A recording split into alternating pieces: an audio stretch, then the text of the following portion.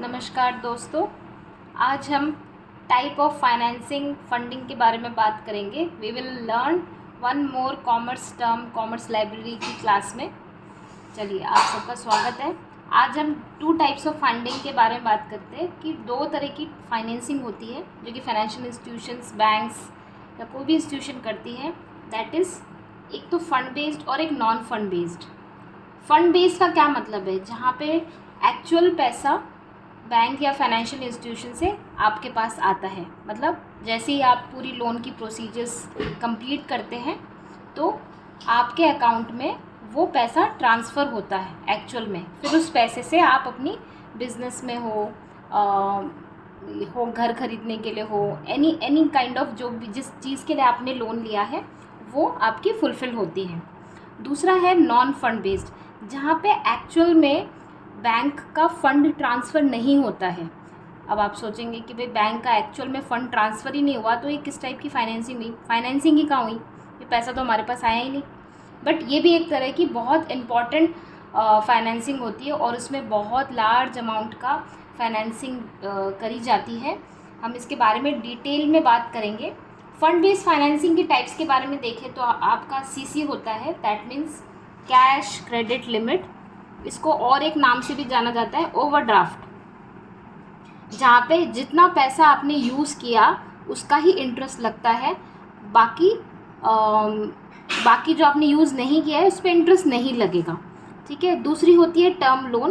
Term loan Hindi में इसको बोलते हैं सावधि ऋण, मीन्स किश्तों में जो चुकाई जाती है। टर्म लोन और कैश क्रेडिट या ओवरडी में फ़र्क यही होता है कि टर्म लोन जो है वो किश्तों में, मतलब कि आपकी ईएमआईज़ बनती है इसकी।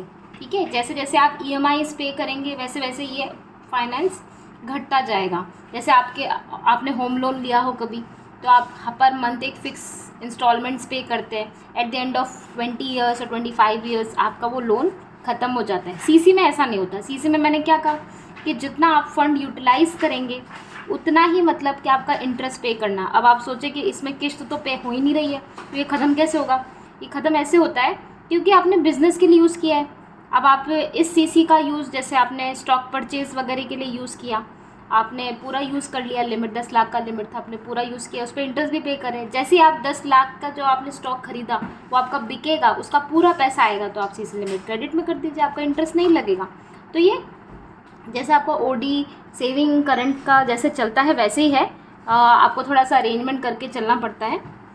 इसके और भी टाइप्स है, EPC, FBP, FBN, deferred payment. EPC means export packing credit. FBP का मीनिंग है फॉरेन बिल परचेज या foreign bill negotiations. Deferred payment भी एक टर्म लोन का टाइप है, इसके भी हम सेपरेट वीडियोस बनाएंगे। They are detail. ईपीसी और basically FBP, FBN CC limit के टाइप्स हैं। जिस तरह से कैश क्रेडिट या ओडी फैसिलिटी चलती है उनकी सब लिमिट होती है, मतलब उसके अंदर ही ये लिमिट यूज़ होती है। मान लीजिए सब लिमिट, अब एक नया टर्म मैंने यूज़ किया, मान लीजिए 10 लाख की लिमिट है, आपको मिली 10 लाख की क्रेडिट मिल गई। इसमें से आपके एक्सपोर्ट क्रेडिट 5 लाख की है और फॉरेन बिल वाली क्रेडिट 5 लाख की है। ठीक है। तो अब इसमें से आप चाहो तो ना ये 4 लाख का भी यूज़ करो, कभी ये 3 लाख, लेकिन दोनों को मिला के 10 लाख है।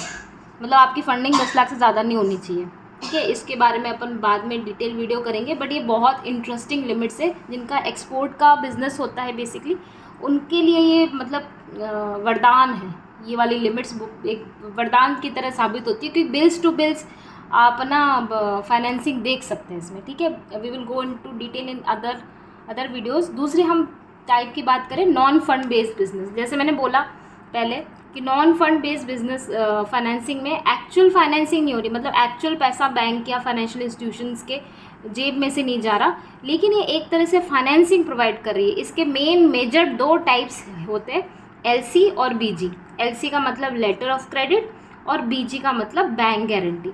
मतलब ये दोनों ही तरीके में बैंक या फाइनेंशियल इंस्टीट्यूशन फंड तो नहीं देती, लेकिन एक तरह से गारंटी देती है, आश्वासन देती है कि भाई जब आपका परफॉर्मेंस होगा या आपने कोई पैसा जमा करवाना है वो नहीं कराएं तो बैंक आपके बिहाफ पे करेंगी। ठीक है। दैट इज़ फ्यूचर में।